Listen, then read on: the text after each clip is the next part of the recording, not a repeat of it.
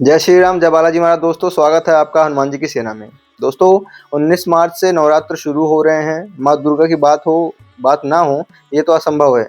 दोस्तों, इस वीडियो में मैं आपको बताने वाला हूँ कि माँ जो है वो इतनी शक्तिशाली क्यों है। शक्रादय स्तुति के अंदर भी ऐसा वर्णित है कि ब्रह्मा, विष्णु, महेश और अन्य देवता भी हाथ जोड़कर माँ के सामने खड़े हैं, माँ की उपासना कर रहे हैं। इवन जो दुर्गा सप्तशती है उसके अंदर भी इस चीज़ का वर्णित है कि माँ पहले शक्ति रूप में प्रकट हुई और फिर उन्होंने ब्रह्मा, विष्णु, महेश को उत्पन्न किया, उनका सर्जन किया। ब्रह्मांड का सर्जन भी माँ ने स्वयं अपने हाथों से किया। दोस्तों, तो मैं आपको इस वीडियो में यही बताने वाला हूँ कि माँ इतनी शक्तिशाली क्यों है। उन्होंने चंड-मुंड जैसे, महिषासुर जैसे राक्षसों का वध पल भर में कर दिया, जबकि अन्य देवताओं से भी उनका वध करना असंभव हो रहा था।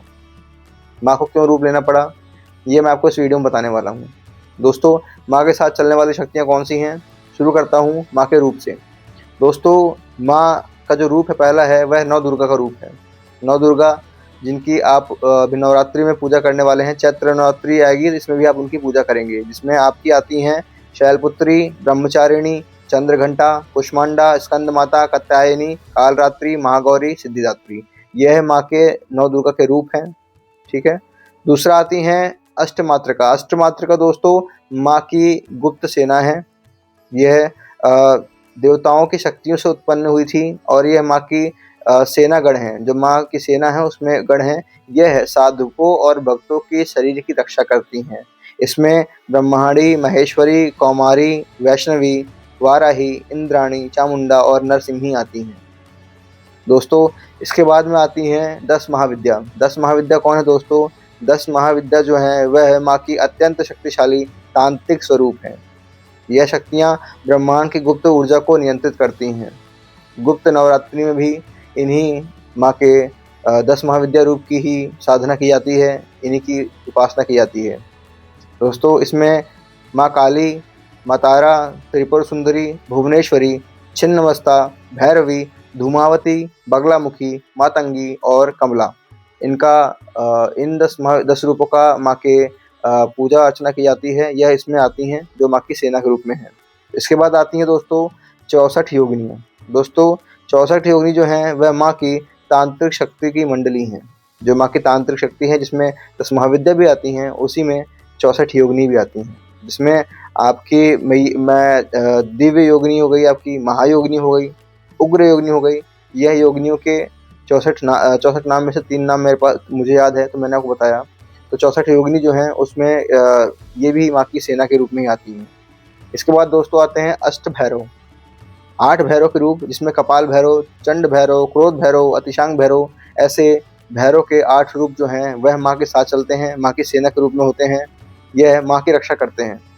ठीक है। युद्ध में माँ की जो रक्षा करने का कार्य होता है वो भैरव का होता है, तो यह उनकी रक्षा करते हैं। इसके बाद दोस्तों आते हैं 52 वीर।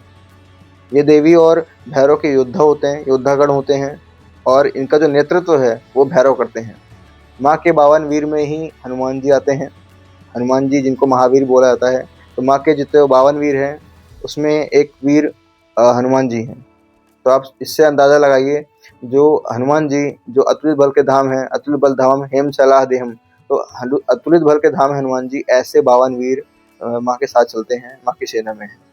दोस्तों, इसके बाद में अन्य गण भी हैं, अन्य गण शक्तियाँ भी माँ के साथ चलती हैं, जिसमें आपकी गढ़ देवी हो गई, डाकिनी शाकिनी हो गई, यक्षिणीय शक्तियाँ हो गई और भूत प्रेत भी आदि, जो कि सुरक्षा के रूप में माँ जो कि साधक की सुरक्षा करते हैं, माँ की सुरक्षा करते हैं। दोस्तों, तो इस वीडियो में मैंने आपको बताया कि माँ के साथ चलने वाली 9 दुर्गा हो गई, 8 मातृका हो गई, 10 महाविद्या हो गई, 64 योगिनी हो गई, 8 भैरव हो गए, 52 वीर हो गए और अन्य गण शक्तियाँ भी हैं।